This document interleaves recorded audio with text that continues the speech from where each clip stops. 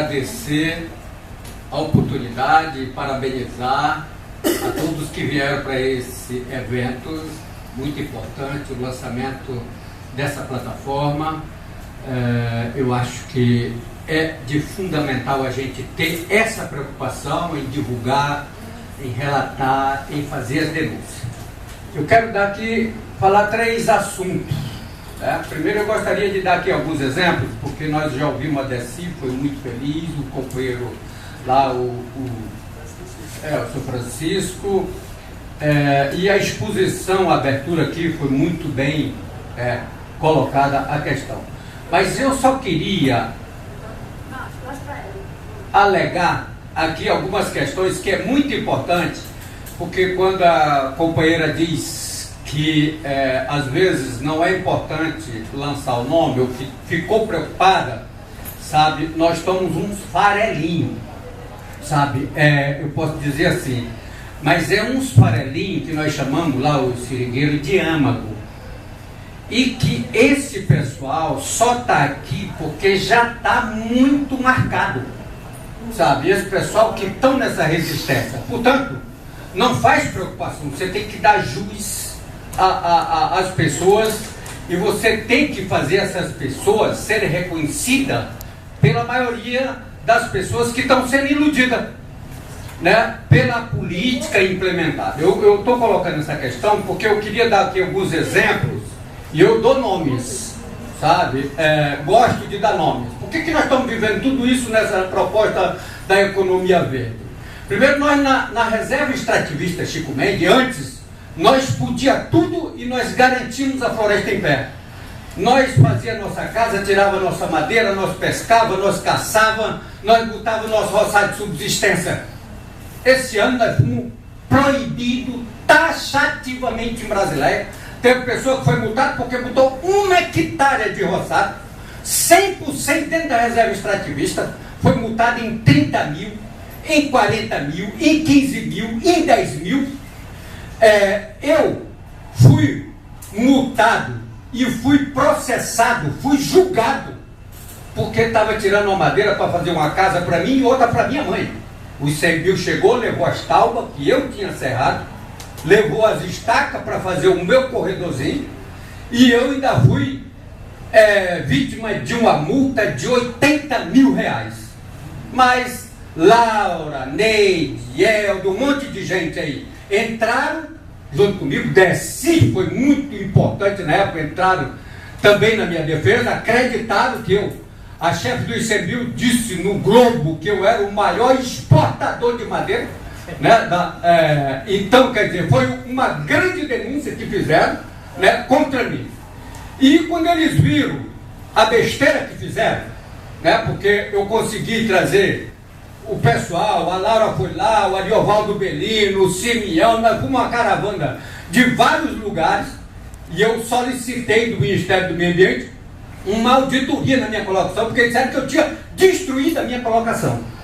E eles chegaram lá, quando eles viram, não tinha nada, o ICMBio, quando eles chegaram lá, que não tinha nada para eles denunciarem, mas tinham levado à imprensa, que é que eles fizeram? Cerraram 3 cedros, o próprio ICMBio, 11 testemunhos, tanto que eles perderam em todas as instâncias, tentaram, foram 8 vezes fazer um acordo comigo lá, para mim assinar um acordo que ele retiraria. Eu disse, não, cada um paga pelos seus pecados, sabe? Então falei para eles que eu disse, eu quero ir para penal, porque eu não vou pagar 1 centavo de multa para governo nenhum.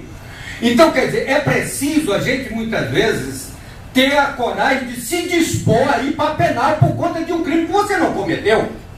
A Amazônia só está em pé por conta desse movimento dos índios na década de 60, na década de 80 e na década de 90 e até hoje garantiram que ela ficasse em pé.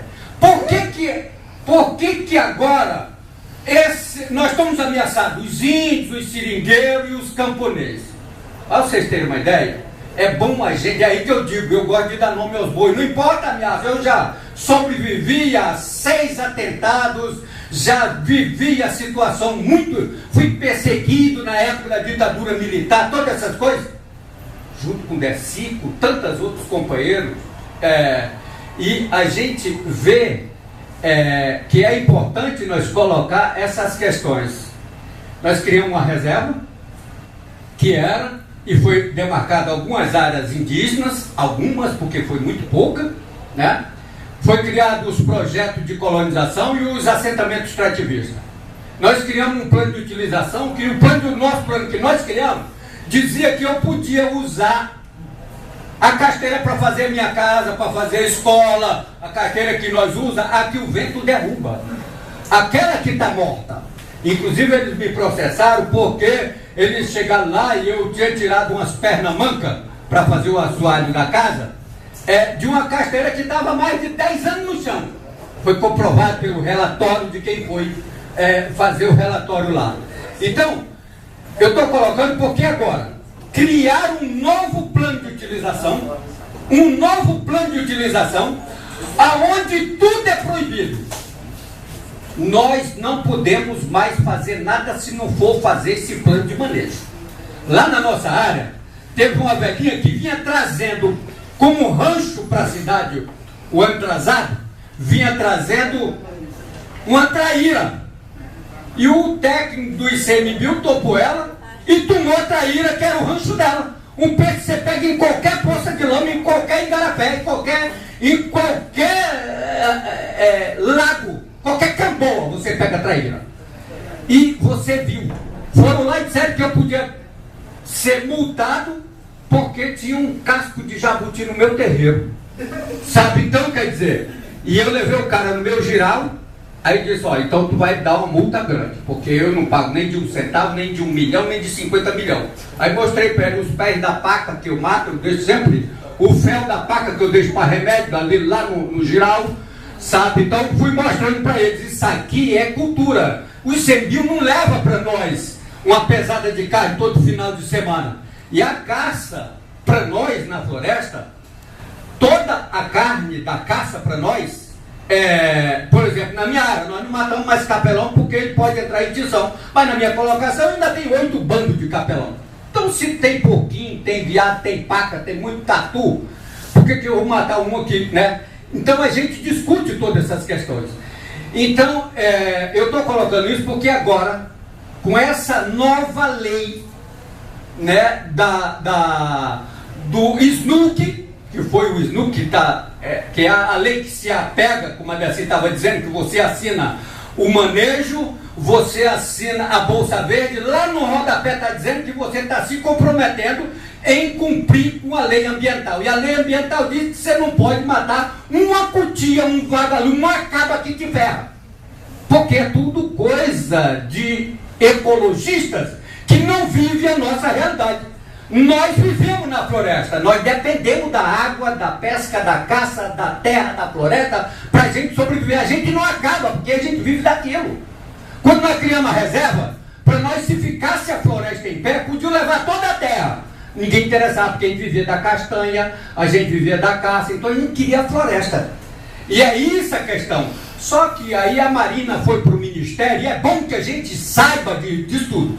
Tudo isso está acontecendo porque a Marina Silva, que inventou uma rede, criou uma lei chamada de florestas públicas, e que essa lei dá o direito de qualquer empresário, de qualquer empresa, vir fazer o tal do manejo madeireiro por 40 anos, e quando termina essa concessão de 40 anos, pode ser refeito por mais 30. Ela criou a lei dos transgênicos. Ela aceitou a lei de trazer lixo lá, os pneus usados para o Brasil. Então ela criou o selo FSC de exportação de todos os produtos naturais para jogar no mercado todo esse potencial natural. Então a Marina ajudou a criar a logística do grande capital aqui na nossa região. Então, quer dizer, é importante, e por isso que eu digo que eu gosto de dar nome ao boi. O governo do Acre agora está inaugurando, está comemorando, no dia 2 de outubro, a maior madeireira do Acre, o maior empreendimento chamado Agrocortex. A reportagem é da agência de notícia do Acre. A empresa já possui no município de Manoel Urbano o maior projeto de manejo sustentável de floresta e o maior projeto de manejo certificado do Brasil. O selo que a Marinha criou. Não está indo para seringueiro nem para índio. É importante a gente dar nome aos bois e às vacas também. Vejamos que se trata é bom entender esse empreendimento grandioso, né? A área de manejo está localizada nos municípios de Boca do Acre, no estado do Amazonas, 25,7% em Pauini e 72,% em Manoel Urbano, no estado do Acre. 2,1% na margem do Rio Purus. Foi adquirida, isso é agora, que vai ser inaugurado no próximo mês agora. Em 1999, pela empresa Moacir Eloy Croceta Batista e Companhia Limitada de Vilhena. A época era 9 seringais lindeiros e unificados sob o nome de Seringal Novo Macapá, com a área total de 248.644,8 hectares em 2001. Em 2001, o relatório da CPI, destinado a investigar a ocupação de terras públicas na região amazônica, apontava essa área como uma das principais áreas de grilagem, notificada pelo INCRA no Acre. A maior área de terra grilada. O plano de manejo PMFS, elaborado para exploração madeireira na fazenda Seringal Novo Macapá, informa que após longa discussão jurídica a respeito da dominialidade,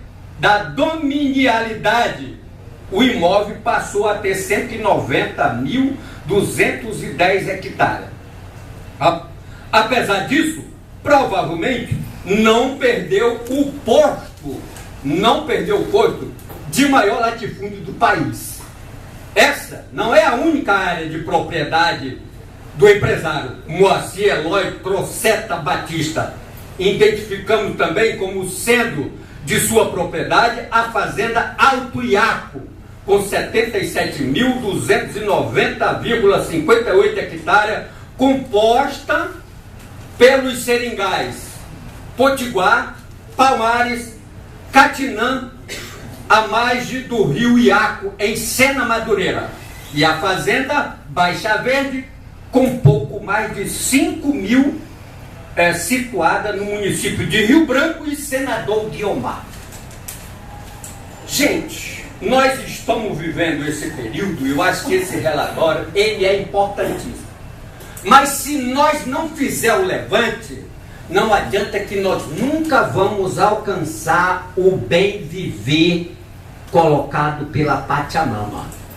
Nós vamos viver o bem viver, não vai ser com diálogo, tentar levar uma cultura de diálogo. Isso já fica para as ONG fazer isso, fica para o sindicalismo de resultado da social-democracia. Nós só tivemos uma conquista, como disse a Dercy, quando nós fomos para o enfrentamento.